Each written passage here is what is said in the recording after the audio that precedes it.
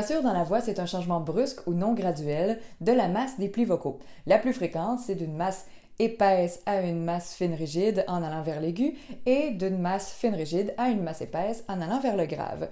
Donc, au lieu de passer graduellement de l'une à l'autre, le changement sera brusque et soudain. Pas du tout, en fait, c'est ce que la voix fait naturellement sans entraînement, tout simplement parce que la masse épaisse est plus stable dans les notes graves et la masse fine plus stable dans les notes aiguës. Bien sûr, comme toute action vocale, si je veux provoquer une cassure en poussant sur l'air, ben je vais m'attirer de la fatigue vocale, je vais perdre en maîtrise, mais c'est pas propre à la cassure elle-même, c'est juste propre au fait de pousser sur l'air. On entend beaucoup de cassures volontaires dans la musique populaire, relativement récente pour un effet de style.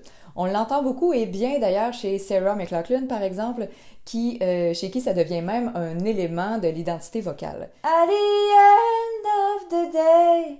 L'exemple le plus flagrant et le plus clair, par contre, c'est vraiment le yodel, donc qui est basé littéralement sur la cassure, donc un gros passage entre la masse épaisse et la masse fine rigide. Yodelé-oo. On dit d'une cassure qu'elle est involontaire si, c'est pas ça que je voulais, qu'elle est arrivée quand même. Et ça se travaille, on en reparlera. Plus l'intervalle entre les notes est grand, plus c'est facile, parce que chaque note va pouvoir être produite dans sa masse la plus stable et la plus confortable. Donc je vous propose de commencer à vous exercer avec des intervalles plus grands et de raccourcir jusqu'à rejoindre l'unisson. Donc je vais produire ma note grave en masse épaisse et ma note plus aiguë en masse fine rigide.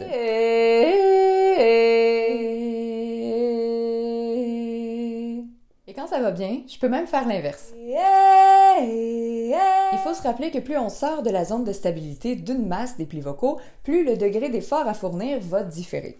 Donc, si ma masse épaisse est sur une note plus aiguë, elle va me demander beaucoup plus d'effort en termes d'ancrage du torse, de rétraction des fausses cordes vocales que ma note en masse fine rigide sur la même note, parce qu'elle va être dans une zone de confort pour elle. Donc, cette gestion de la cassure-là demande beaucoup plus qu'un changement dans les cordes vocales elles-mêmes, mais aussi dans ma gestion de l'air et donc de mon ancrage de mes fausses cordes vocales.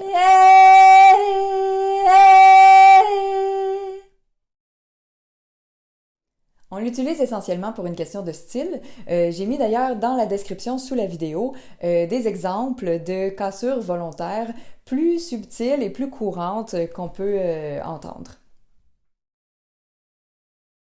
Je peux aussi l'utiliser simplement parce que je veux plus de légèreté dans l'aigu par exemple et que je veux pas monter en gardant ma masse épaisse. Je peux aussi vouloir à partir d'une masse fine rigide plus de corps, plus de fréquences graves. Ça peut être une option.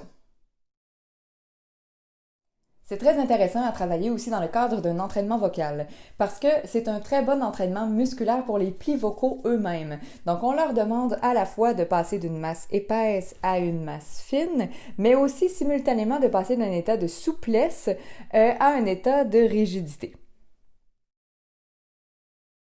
Bien sûr, c'est aussi possible de faire un changement de masse graduel, c'est-à-dire qui ne cause pas de cassure. Ça fera l'objet d'une autre vidéo. Pour l'instant, bon entraînement!